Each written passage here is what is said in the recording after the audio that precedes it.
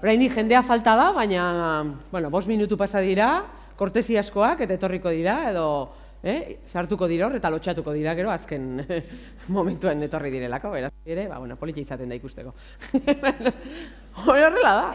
Bueno, esan bezala, txiotesia 6 lehiaketako sari banaketaren ekitaldia dugu hause, eta oso pozik gaude, lortu dugulako baita ere, Ibarrera, gazte batzuk, talderagileko batzuk, UEUko batzuk, denetatik pixka bat ekartzera, ez da? Eta ez dakizuenak, ez bali mazarete oraindik enteratu, bira, UEU ari da, bere 50. urte eurrena edo pixka bat ospatzen. Ez bazehazte, enteratu oraindik, Google jarri bekaduna eta ikustazue. Ea zer iruditzen zaizuen, ez da? Eta jarri genizkion helburu batzuk, ez da? Helburu konkretu batzuk, zenei genuen transmititu edo lortu batez ere urte honetan zehar UEUrentzat. Bat izan zen, elkartzea eta ospatzea. Zeren, bagento zen zea batetik, pandemia batetik, eta berriro ere elkarrekin egotea guretzat garrantzitsua da, ez da? Fisikotasun hori berreskuratzea garrantzitsua delako. Bigarrena izan da gure komunitatea trinkotzea. Pixka bat, gure egitura, gure bazkidea, gure orbitan zabiltzazten guzti horiei ere pixka bat gerturatzea edo saiatzea goxotasuna ematen, ez da? Eta azkeneko helburua izan da, edo ari garena lortu nahian behintzat da, UEUren erreferentzialtasuna areagotzea, ez da? Pixka bat ezagunagoa egin daiten, bai zuen artean, bai belaunaldi gaztegoen artean, eta nik usten dut, txiotesia badala horren adibide polit bat, ez da? Hau da, referentzialtasun edo ezagutzera emateko bide bat. Aipatu dut, ez da, txiotesia kokatu dugu Euskaraldiaren baitan. Euskaraldiaren baitan gaude, txapak hemen dauzkagu, bai UEUrena, bai zarena, gehiagore jarri ditzakegu, Euskaldunak horrelako gehala, ez da, txapa eman da eman egoten gara, baina, bi aukeratu ditut gaur, bi hauek biak oso garrantzitsua direlako, eta pentsatu genuen, UEU hasieratik Euskaraldiko bultzatzaileetako bat izan da, eta horretaz harro gaude, eta noski, gure egoitza, gure ekintza guztiak arigune dira. Hori oso garrantzitsua da, guretzat. Eta pentsatu genuen, ze polita lotzea baita ere, arigune fisiko ez gain ere, sarekoak edo interneteko ariguneak sortzea.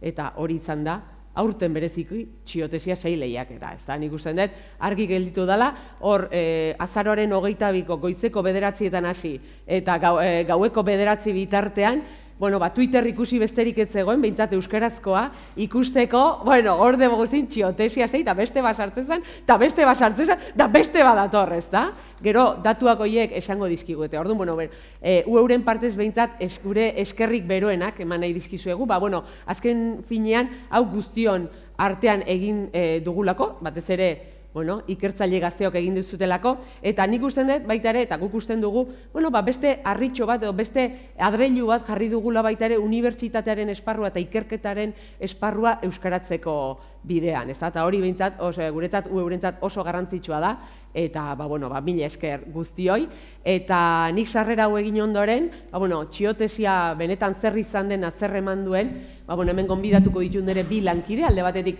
Zurine Etxanobe, bera da txiotesiko koordinatzailea erua bihurtzen dela egun hauetan, eta hementxe daukagu Ainhoa Latatu baita ere, Ikergazte Kongresuko koordinatzailea. Beraz, txalo bat bilentzako, eta beraiei ematen dietitza. Apa, arratsaldeon. Txiokatu zure tesia 6 mezutan, edo txiotesia, UEUn 2013 urtean abiatu genuen ekimena da. UEUk nahi zuena zen Euskal Ikertzaile Gaztei izena bizena jartzea, eta egiten zuten lan hori gizarteratzea. Lan hori ikusgarri egitea eta 4 haizetara zabaltzea. Eta horretarako erronka bat proposatu genuen, sareko lehiaketa formatua duen erronka bat, eta urteetako ikerketa hori 6 txiotarek hartzea. Erronka zaila, esaten duzuenaren arabera, baina aldi berean jostagarria, divertigarria, eta emaitza oso nahi izan dela ikustea besterik ez dagoeneko 6. edizioa antolatu dugu, 354 ikertzaile gazte ezagutzeko aukera izan dugu, eta horrek indarra ematen digu ildo beretik lanean jarraitzeko.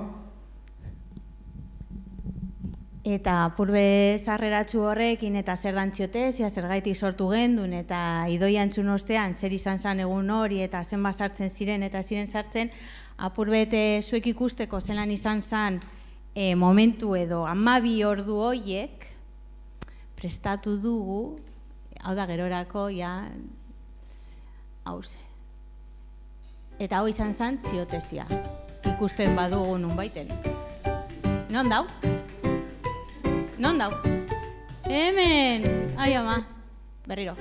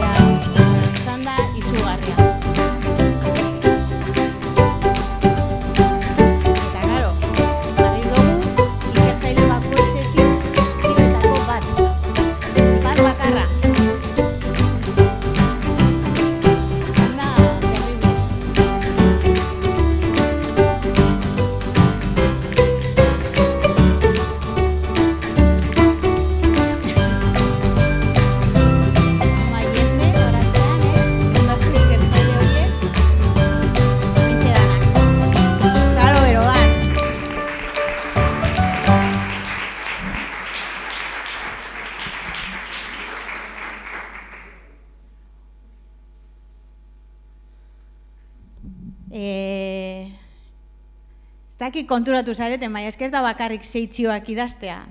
Eske atzetik egon diren, bai, esatu dozti batzuk, bai, ez? Irudi aukeraketa, edo irudi sorkuntza, kasu batzutan artelanak ere, eske benetan denbora eman dozue horrek sortzen, zeitzioetara ekartzea ez da eza, egon dira trampatiak, bai, atzera bota ditugu, a ber. Osea, artikulo batera esteka, mesedez, a ber, ez que gudan ataz kontuatzen gara, Osea, ez dut uste pasaudanik bat bera, gaina gure artean begiratu mesedez, fulanitoren 3. txioa nik ez nuke onartuko, eta hor, lasta gainonaz, begiratzen edo, ez, atzera, nork idatziko dio, nik. Hola, nibili dira, nina zona, baina eurek.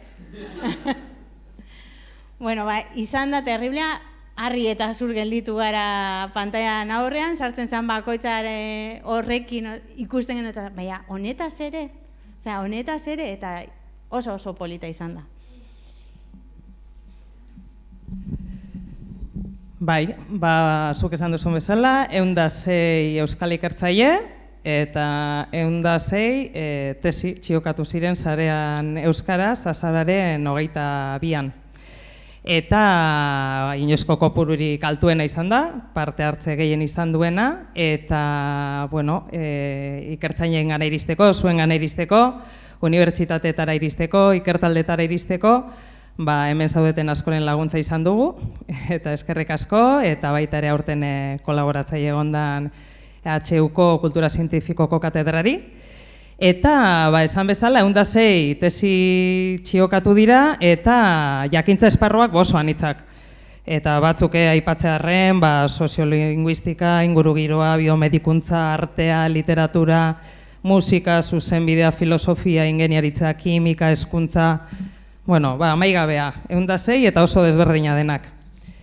Eta ikertzaile horiek unibertsitate desberdinetako ikertzaileak izan dira, eta unibertsitate batzuk aipatuz, Euskal Herriko Unibertsitatea, Deustuko Unibertsitatea, Nafarroako Unibertsitatea, Nafarroako Unibertsitate Publikoa, Paueko eta Turrialdeko Unibertsitatea, UNED, Valladolideko Unibertsitatea, Bartzelonako Unibertsitate Autonomotik ere bai, Madrilgo Unibertsitate Complutensetik, Miamiko Unibertsitatetik ere izan dugu parte hartzea, eta, bueno, beste ahaztuko nuen bateren batere bai.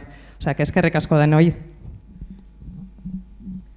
Hori da, eta unibertsitate guzti horietaz aparte, izan dira bebai ikerketa zentro eta institutuetako partaideak, eta uste dut dana dauzela, bestela barkatu, Iker, BC3, Biofizika, Atxukarro, BCBL, CFM, Bekan, DIPC, Cidetek, Zibiogune, Zibiogomagune, Biodonostia, Polimat, Biocruces.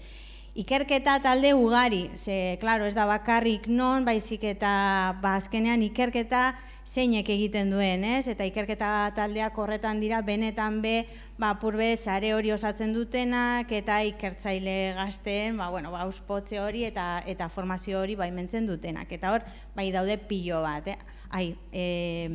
asti ere esan behar nuen aurrekoan, ze hori lehen konturatu gara, hau gertatzen dela, batzutan jartzen zula zerrenda oso eta falta dela baten bat, asti falta zan, eta orain esaten dut. Orduan, hau guztia azkenean bakarri da posible eta txiotesia bakarri da posible elkarrekin egiten badugu. Eundazei ikertzaile horiek ez dira ezarete atera bapatean ez dakit zuen etxetik eta gaur ikertuko dut, ez?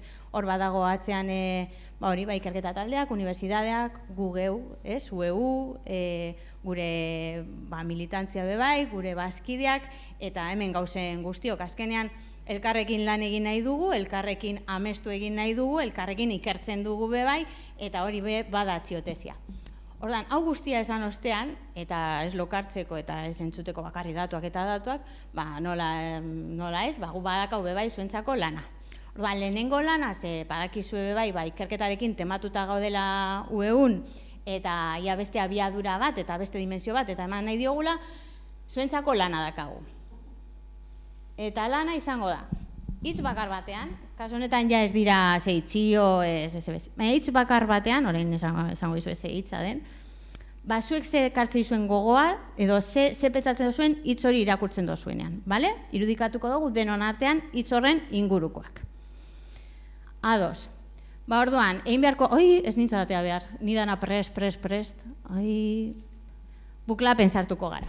Así que, atera zuen telefonoak, bilatzailean jarri buklak.com, gazteleraz dago, beraz, ikusten duaz informatikari batzuk hemendik eta ideal izango litzateke hori euskaratzea, adibidez, danok erabili dezagun bebai gure hizkuntzan, hori izten dut hor, gero itzengo dugu bestela, sartu gara purbet, gakoa eskatuko du, sartuta bezain pronto, ez izaria sartu?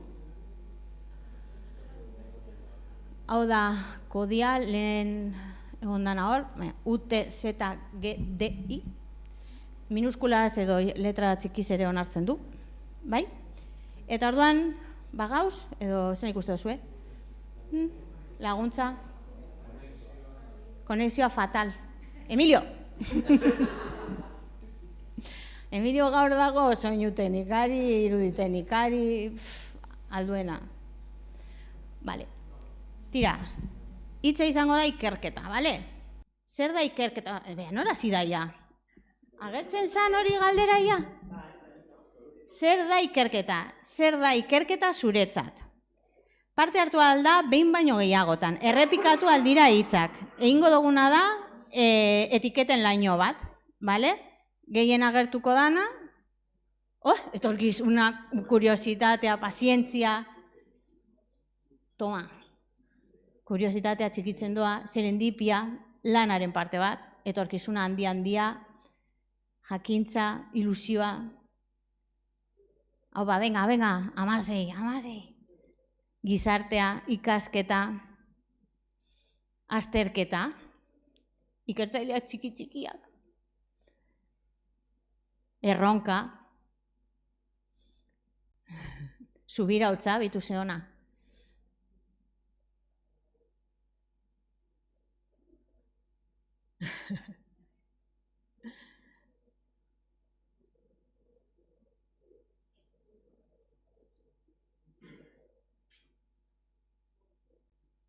Bueno, zela, niritsi garaia mesetara, hau da gure ordu honetan ja sortu aldogun gehiena, igual. Bueno, etorkizunak hau handia, jakintza bebai, Eta gero ja dakagu bere ez dakit, Saturno moduan, ez dakit, bere erastun hori, ez? Eta azkenean, hau guztian ikusten da latxiotesian bebai. 106 ikertzaile horietako bakoitzian. Bueno, izten dugu ja nahi baduzu, entreteniduta basauzien, igatik ez dago problemari, baina, bueno. Vale, itziko dugu hemen, eta honekin, hau pasatuko diogu Koldo Txuri adibidez, eta holan izen bat ezateagatik.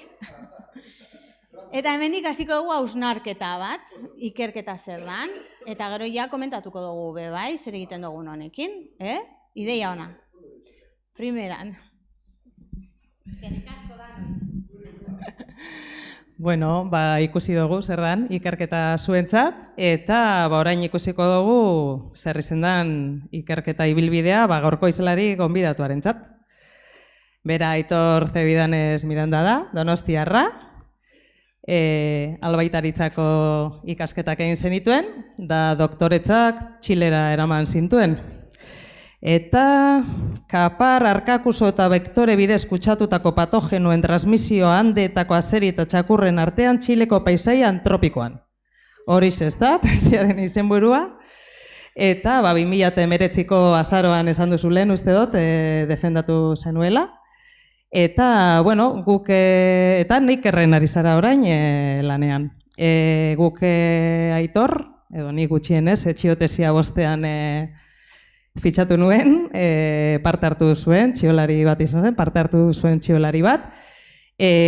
Gerora, bazkidetu egin zen, uegun, eta ja urrengo urtean 2021 batean ikergazte kongresuan ere ikusi zintugun, eta urtengo urtean ueuren 50. urren ospakizunetan ere, antxe ikusi zaitu. Eta ona etortzeko eskatu, eta baietza eman duzu, osea, onten zure hitza. Ez dut ikasi ez esaten oraindik. Bueno, zurinek, gonbidatu zianean parte hartzea, esan, zer buruz hitz egingo nik, horren beste joan datorri egin ditudan, euskerarekin nahiko urruti ibili naiz nire karrera akademikoa osatzen, entonces, horri buruz hitz egingo, azkenean, bueno, nire esperientzia kontatuko, eta zagatik nola iritsi naiz oneraino, basikamente, baizta? Hoi izango da. Horratik, bueno, izenburu bezala pentsatu nuen euskara buruan ikertu munduan. Atxotitzak asmatza gustatzen zait batzutan, eta oraingoan baita ere beste batek harriet. Eta, bueno, hasieratik hasiko gera. Ni azaroan jaio nintzen ez lasai. Bueno, nagu jarri nahi nuen, argazki hau jarri nahi zen azkenean, bueno, nik uste, zuhaitz batek adarrak luze botatzeko sustraiak ondo errotuta eduki behar ditu, ezta? Eta nik zortea eduki dut, nire inguruan, nire familian txikitatik, naturarekiko, naturzientzekiko miresmen hori transmititu diatela, eta kuriosidadea, eta galderak erantzuteko grina. Orduan, bueno, esan dezakeen nire inguruari, familiari esker, zientzilari izateko bide hartu nuen. Bueno, familiari, ezakite. Nik uste bi hauengatik izan ziela batez ere. Egia esan dezaket, ez dakita hemengo zenbat, generazio ezberdinetakoak egongo gera, baina Big Manen mundua eta Kizkurne andereñoa, nire kuriosidadea setzeko eta zientziarekiko erlazio horretan izan dira klabeak, batez ere Kizkurne esan dezak. Big Man azkenaina, pixka nekatu egiten duaia, Kizkurne andereñoarekin, goizeko ikastolara joan aurretik goizean gozaltzen ikusten, bai. Eta, azkenean gauza bat edo beste, naturzientziek erakartzen ziate, baina azkenean albaitaritza egitea erabaki nun. Eta hasi izan ere bilbidea Euskal Herritik kanpo. Askori igual gertatu zaizue, atzerrira joan behar izatea. Nire kasuan, lizentziatura ere Euskal Herritik kanpo egin behar izan nun, zeren hemen ez Nafarroan, ez Euskal Autonomia Erkidegoan, ez beste inun ez dago. Ezta, gertu. Orduan, nik kanpora bideia egin behar izan nun, Zaragozara, bai? Han pasan dituen 5 urte paregabe egia esan, baina imaginatu hasieran iritsi eta lehenengo klasetan matematika eta, pues vamos a hacer, eta ni erroketas, era, raiz kuadrada, eta benetan, hasieran kostatu zitzaidala batez ere matematika arloko bokabulari hori, dena, bueno, pues erroketas haremos, baina. Eta eskerrak beste euskaldunden bat ere bazegoela gurekin, eta, bueno, moldatzen ginen. Eta, bueno, bertan egola, oso garrantzitsua den zerbait topatu nun, eta nik uste UEuren sorrerarekin ere garrantzia handia dukan zerbait da, azkenan estrukturalki oinarritut betiko estruktura horiek, bai unibertsitate publikoan, administraziotik, askotan ez gaituzte asetzen eta behar ditugu beste bide batzuk bilatu, ezta? Eta hori dela eta, lehenengo karreran itxi eta lehenengo hilabetetan ja sartu nintzen ikasle elkarte batean, ezta? Abafes izenekoa. Bueno, hemen egiten genuen, albaitaritza dago oso enfokatuta, txakurkatu behi, eta ni bainen talde bat, nahi genuna, naturzientzekin lan egin, animali basatekin, ordan ezaren genuen, gure kabuz bilatu formakuntza hori. Ordan, erakunde bezala antolatzen genitun, txangoak, kurtsoak, eskursioak, tailerrak, eta abar. Eta bertan negola, azkeneko urtetan batez ere, enteratu nintzen beste batzutaz, inbidia askotikan Zaragozati behiratzen nuna, Euskal Natura zela da, eta gaina ikusi nun gure antzeko dinamika bat zeukatela, bertako jendeak baita ere antolatzen zituen kurtsoak, eskursioak, tailerrak, eta esan, nik uste karrera bukatzen, ja gaina enteratu nintzen azkeneko urte izango zen. Hurbilduko naiz bere ingana, ja bueltatzen Euskal Herrira, eta beti kanpotikan behiratzen. Eta gaina goratzen naiz, azkeneko urtean ikuste karrera bukatzen ari nintzela, 2011 izango zen uste dut, Euskal Natura naturzientzien, UEuko naturzientzien arloko gidaritza hartu zuela, ezta? Eta hori baino lehen, edo justu epoka berdinean, UEu ezagutu nun beste gauza batengatik. Eta izan zen, altxor honengatik.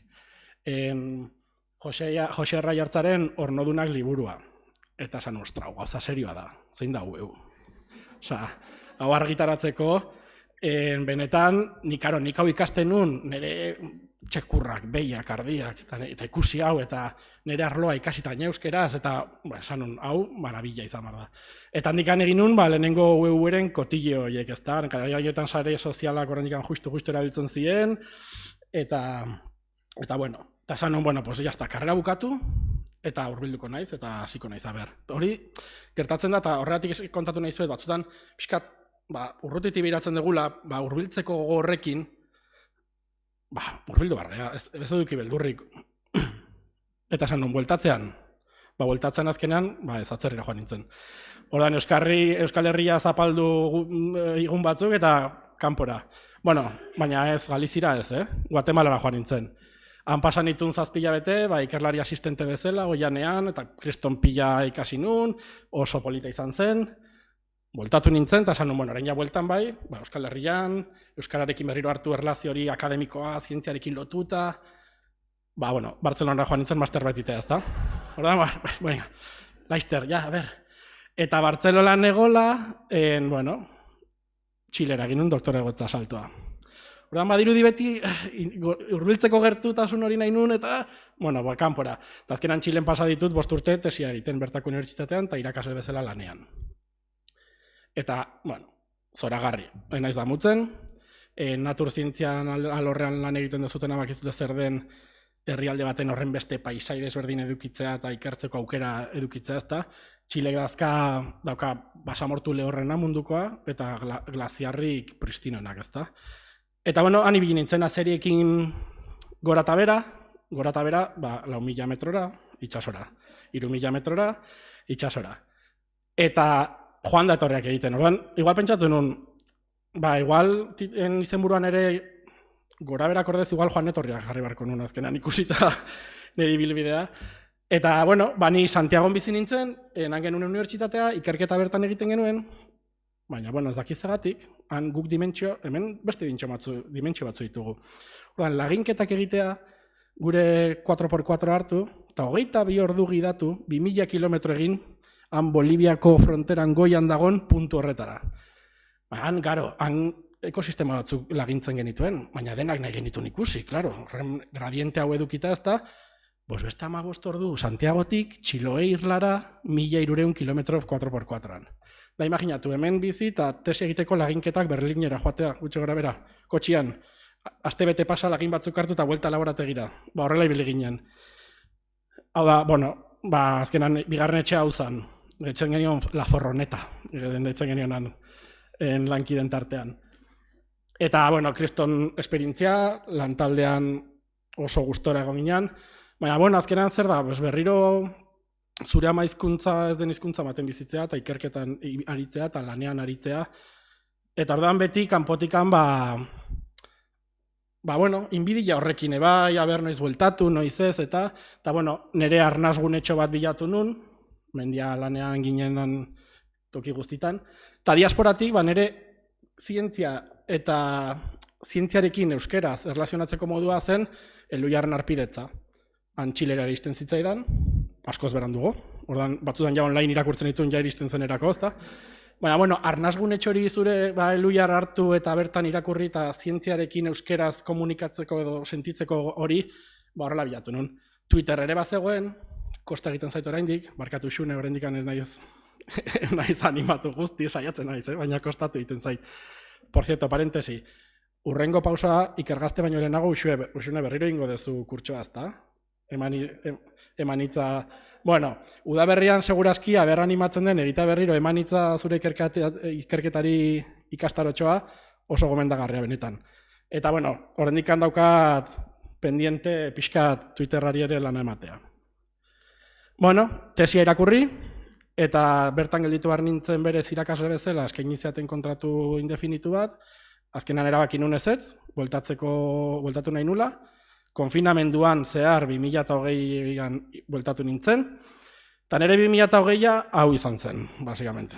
Gurasoen etxera bueltatu nintzen, 17 urtetatik kanpoan egon da gero, baratza jarri gurasoen terrazan, sukaldatu, liburak irakurri, maratoiakin, horrela konfinamendua. Baina ja hemen egola, konfinamendua, uste bukatu zegoela, esan zaten postdoc beka Juan de la Cierva lortu nula, ezta? Neik errengatzeko 2 urtez. Orduan esan, jazta, behintzat 2 urte atzerrera joan gabe. Orduan ja, hasiko gera benetan, horren beste urte eta gero gogokin egon naizen gauzoiek egiteko, ezta? Tan izan zen, txiotesia parte hartu nun, etxean egola, gauratzen ez gurasoen etxetikan, eta UEuren arpidetza inun zuzenean, sabazkidetza inun UEurena zuzenean. Bertatik, Neikerren hasi nintzen lanean, Neiker enpresa publiko bada, nekazaritza beltzaintzarekin lanean iten duna beste gauzen artean, eta bertara iritsi nintzen, eta nik akumulatuan eukan, herrimin hori eta euskara egiteko, botaka egin nuen eta denetik hasi nintzen egiten, ezta? Eta hasi nintzen, hautsa astintzen, eta erakunde barruan ere. Ordan ja saiatu nintzen, esan baretena da, txiotesiarekin esker eta zurineri esker plataforma honek kriston eskaparata dela ere zuen ikerketa ezagutarazteko, orduan aukera dukinun baita ere, zuei esker, nire ikerketari buruz hitz egiteko Txilen pixka luzego, eta hautsak arrotzen ari nintzela Neikerren, zanien, venga, UEuko udako ikastaro bat proposatuko dugu. UEu, baina UPV, ez UEu. Esplikatu zer zan UEu, Neikerren, animatu ginen, iratiri mareatu genion gora eta bera, gustatu zitzaien proposamena, ezan atera kurtsoa, arazo baitaren ere osasun arazo batzuengatik, jende gutxi animatu zen, ezan atera, baina saiakera egin genuen, hori beti. Osasun bakarrari buruz, zeren ere arloa, zoritxarrez, multiarlo naiz pixkat, eta hori UEurekin gertatzen zain, inago naturzientzien saian, osasun zientzien saian, eta nagoen beso bat batean, hanka baten bestean, eta hori da osasun bakarra ere, ezta? Animali gizakien eta ekosistemen osasunaren arteko erlazio hori. Kurtsoa ez, baina, esan, jazta, kenduko dut, harritxo baneukan beti zapatilan, eta zan, artikulo zientifiko bat euskera idaztea. Eta hau, aukera paregabe izan zen, zen azkenan beti ingelesez, beti atzerriko aldizkaritara, eta gogo horrekin, idatziko dut, errutinak eramaten zaitu, eta, demora hartuko dut.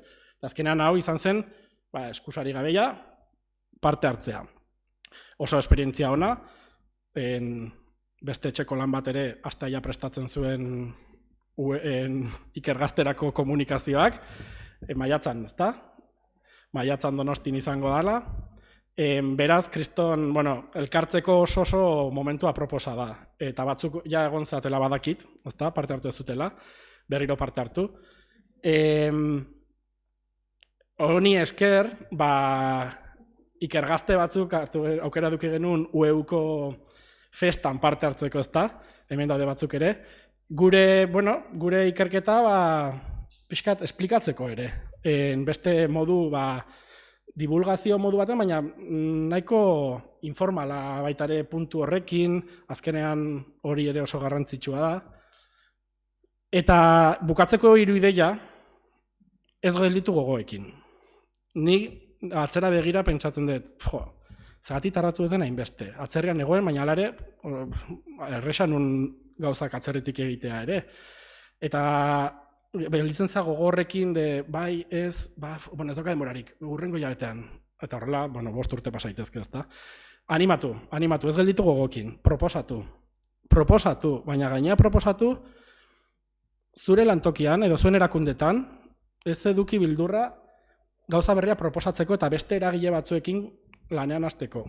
Uste dut agian zuen unibertsitatetik, ikerketa zentrotik, baina dinamika batzuk dituzte, hautsi dinamika horiek eta sortu berriak. Ezetza badakazute, eta gaina UEU beti dago oso irikia guztiekin elkarlanean aritzeko. Eta azkenekoa, kolaborazioa bultzatu, esan bezala. Batzutan ikergazte bezala ere, dugu ikerlari gazte bezala tesia egiten eta guk usten dugu askotan gure zuzendarien bidea jarraitu, eta beraien kolaborazioak aprobetxatu. Sortu berriak ere, ez dute ezertan zuen zuzendariekin itxaron behar, kolaborazio berri horiek sortzeko.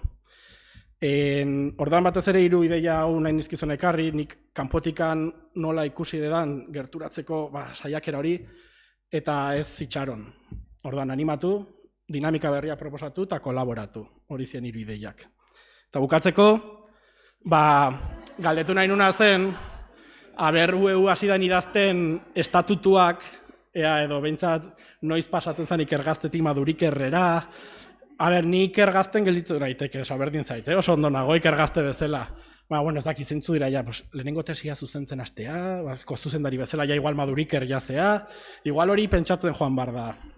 Hori luzatzen dut zuentzako ikasteko. Hori izan da dana.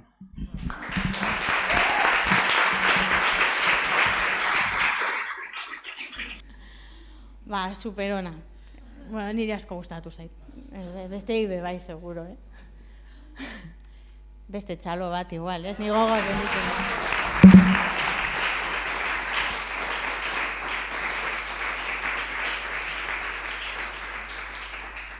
Bale, lanean jarriko gara berriro. Ni tokatzen zain ni naiz dinamizatzailea ikusi duzuen, ez? Apurbe sartzen horrek apurbe arintzen eta hemen teoria eta edukia beste batzuk eta nik arintzen dut.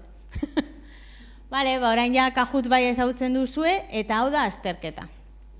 Sentitzen dut. Irabazten duen arintzako, igual besarkadak eta ikusiko dugu zer nahi duzuen, ikastaro bat antolatu nahi duzuen, ez duzuela pasatu behar iratiren filtroa, eta orduan udako ikastaroetan antolatu hori, ikusiko dugu. Batzorderen parte. Gauzako ondo egiten direnean UEUn ere, hori gertatzen da. Baina, zuri bebe behiratzen zaitut. Bale, sartu gara Kahooten orduan, oina da adi egon zareten, porque, gu hemen berbaz eta berbaz, nahi dugun neurtu apurbet, horretan ere ikertzaile gara, ze puntura ino gu gauzen berbaz, zuek barneratzen duzuen esaten duguna. Bale? Beraz, Kahooten sartu bazarie, oin a ber zein dan kodigua. El código, the code. A ver, 6-0 zazpi, bat 0, bost, 6.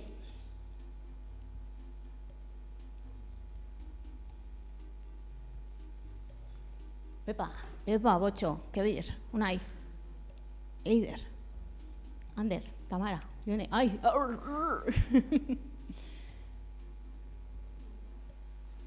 hau ere euskaratu aldugu.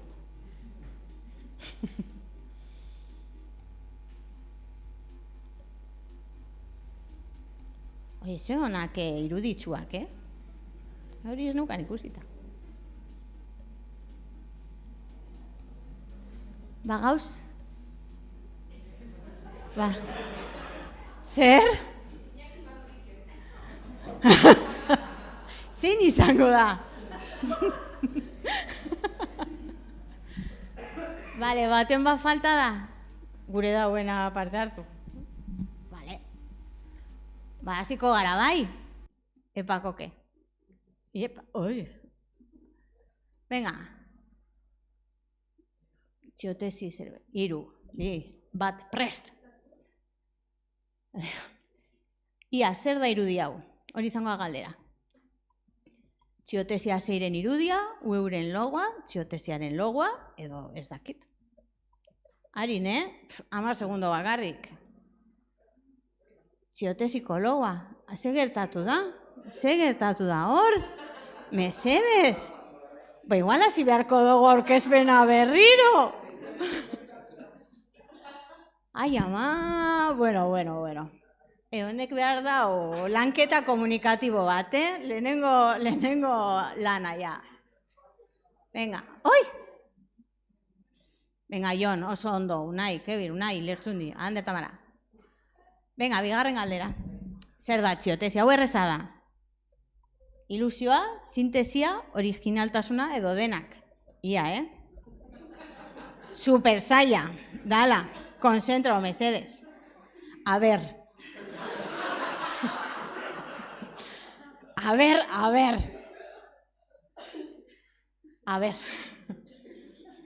Hemen utziko dut, ez dut egingo hausnarketarik honen inguruan.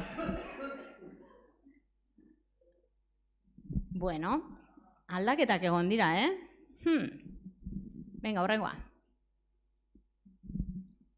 Zenbat karaktere sartzen dira txio batean?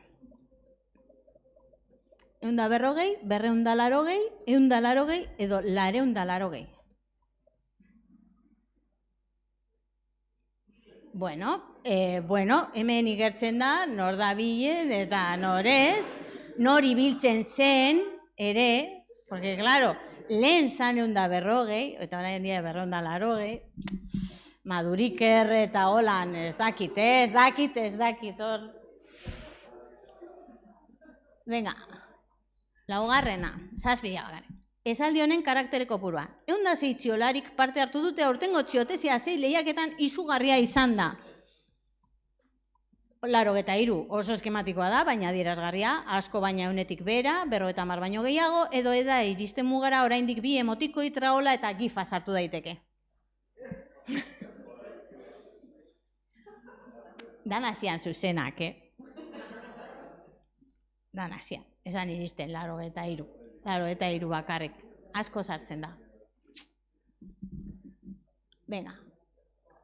Hau, adi egon bazarete, urrengo galdera, denok asmatu behar duzue. Zenbat txiolari izan ditugu txiotesiko 6. edizio honetan? Benetan, ikusten baldin badugu baten bat, egon dira errefortzu galdera asko. Bueno, txalo bero, Eta venga, guazen, a ber, 6. Ja kasi amaitu dugu. Zenbat txio idatzi dira guztira txiotesi lehiaketaren edizio guztia kontutan hartzen baditugu. Zurinek esan dauz zenbat txiolari izan diren, bider 6...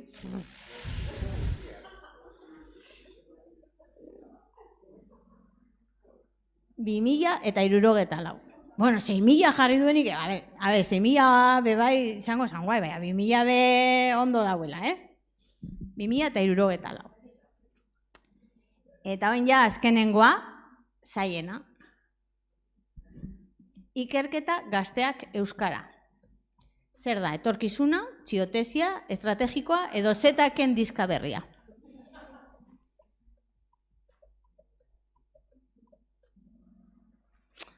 A ber, zetakena,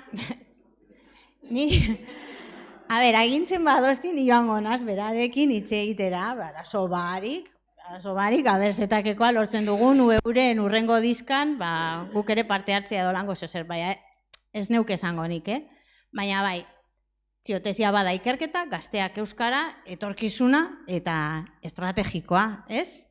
Bueno, ikusiko dugu, nork irabazi dauen. Podium. 3. postuan, Kebir. Ander eta Tamara.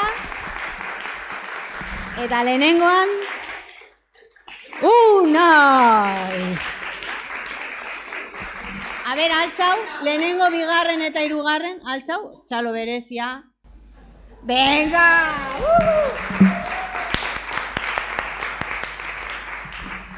Bueno, eskerrik asko, Niri hau gauzak asko gustatzen zaizkit, ez da igertzen. Ez da igertzen bapez. Hala. Oin ja amaitu dugu hau, eta dipositibo idoia. Ai, mis papeles. Nire papelak. Bai, orain bai, vale, ongi. Ongi, bueno, bai, oso ondo, jolastu dugu, datuak eman ditugu, baina hemen garrantzitsuena da, irabazleak nortzu diren, hortxe zaudestela dara txapa guztia sartzen digute, bai, hola da, baina, bueno, iritsi da momentu hori, izan ere esan bezala, 106 ikertzaileek parte hartu duzue bertan, eta noski, irabazleak nortzu diren, asmatzea edo aukeratzea ez da lan makala izan. Hau, nahiko, beraiek esango dute, baina horretarako izan dugu luxuzko epaimai bat, eta hauexek izan dira, 5 pertsonek osatu dutena, Uxoa Inurrietak, Oskar González, Jon Mentxakatorre, Miren Berasategi eta Eider Urkola. Nik uste txalo bat merezi dutela bakarrikan, hoi edanak, zenbat ziren, Ainhoa, 1000 txio edo irakurri behar izan dituzte, horiek danak ikusi, eta gero nola puntuatzen da hori, ezta? 5 ez, baina horietatik 2 baditugu hemen badauzkagu etorri nere ondora Miren Berasategi eta Eider Urkola, eta 2 dira komunikazioan doktoreak, zean, mikroa? Eider Urkola momentu honetan Eluiarreko komunikazio taldean lan egiten du, ezta? Bai. Zalantza dituzu, bale. Eta Miren berriz, Deustu Unibertsitateko irakaslea eta ikertzailea da, bale? Orduan, guk dagoeneko hemen pixka bat ikusi dugu, zer sentitu dugu, adierazi dugu, baina zuentzat nola izan da prozesu hau, ezta? Miren, zuk esango duzu edo Eiderrek esango du? Mirenek esango du, zuek esan? Imaginatu duzu, ez da bat erresa izan, oso zaila izan da, 2 bakarrik aukeratzea. Ez bakarrik asko izan direlako, zifrak ez ditut errepikatuko, ez bakarrik asko izan direlako, baina bereziki oso ari onak aurkitu ditugulako, eta horrek zaildu digu asko baitare gure lana. Askok eta askok lortu dute gure interesa piztu eta beraien gaian gehiago sakondu nahi izatea, tesi batzuk irakurri nahi izatera ino. Eta hori asko esatea da. Hori asko esatea da.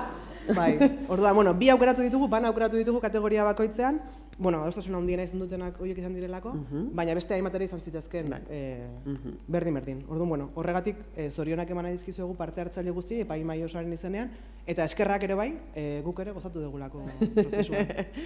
Eta orain ja iritsi da unea, txiolari originalena zein izan da jakingo dugu, eta Eider, zuk esango diguzu, ezta? Bai, hori nahi tokatzen zait. Zurea da hitza. Bai, saridunan izena eta eman aurretikan zergatikan emango joan saria, epaimaiak iaia batez onartuzun, batez ere, batetik ikusten danak oso reflejauta ikusi ginela txion esaten den esaldi batekin, eta gero erdi irripar batekin ikusi genelako.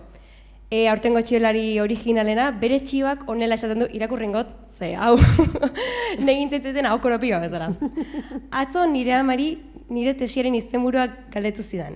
Nik erantzun nion, esteetako anturazko gaixotasuna tratatzeko zelula ama mesekimeletako sekretomaz kargatoriko hidrogeletan oinarritutako onteste formularen 3D inprimaketa. Bere aurpegia hemen behan. Aurtengo txiolari originalena, Elena Muñoz Pérez. Zorionak. Zago. Ez zago. Zago? Ez zago, beraz. Emango diogu, iritsi diogu saria eta dena. Eta, hortxe daukagu originalena, eta, orain miren, zuk sari potoloa, ez da, esaten dena? Hortxe, ulergarriena. Bueno, txioari ulergarriena aukeratu dugu, noski azalpen oso argiak egin zaizkigulako. Baita ere, ia aho batez, eta adostasun maila oso handiarekin adostu genuen hau ere, azalpen oso argiak, kontzeptu zailak aipatzen zirenean azaltzen zirelako, eta bueno, ez erretzekien norbaitek, gu adibidez, ez? Arazo gabe jarraitu izan genuen, eta baita ere pixkat gerturatu, guretzat oso arrotza zen gai batera, ezta? Hortaz gain, hori gutxi ez balitz, iruditzen egon baita ere, Twitterreko formatura oso ondo egokitua zegoela ari osoa, irudiz ondo lagunduta, kutsu pertsonala batekin ere bai, orduan, asko gerturatu gintuen baita ere pixkat ikerketa prozesu osoaren parte sentitzera eraman gintuen, ezta?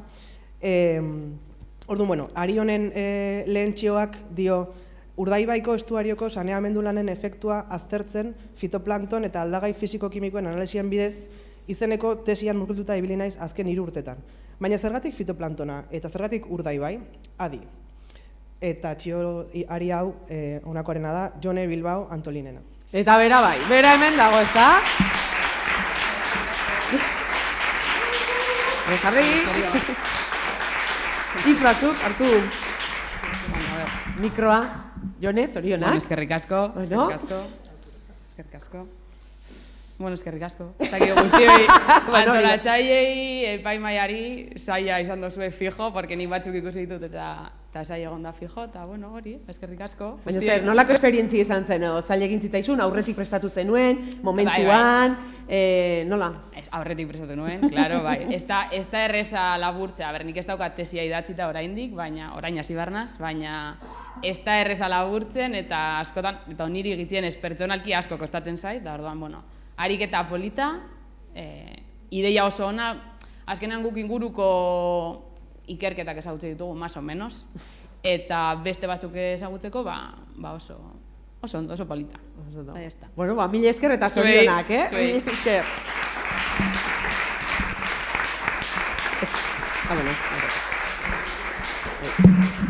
Bueno, eskerrik asko, zuei ere, zuen lanengatik, eroriko da, ez itzali egin behar. Oen txetorriko da Ainhoa, lasai, Ainhoa berriz dator, tranquil?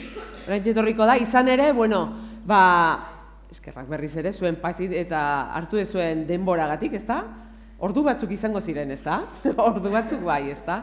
Bueno, bukerara iristen ari gara, eta, bueno, gauza bada, sariak banatu ditugu, hemendik 2 urtetara ez dakigu txiotesia edo mastodontesia edo zer izango dugun, zeren ziurrenik aldaketak ere egongo dira, Elon Muskek segun zer eta zertan da bilemaita ere, eta aurrera begira, eta dagoeneko Aitorrek aipatu du, ez da?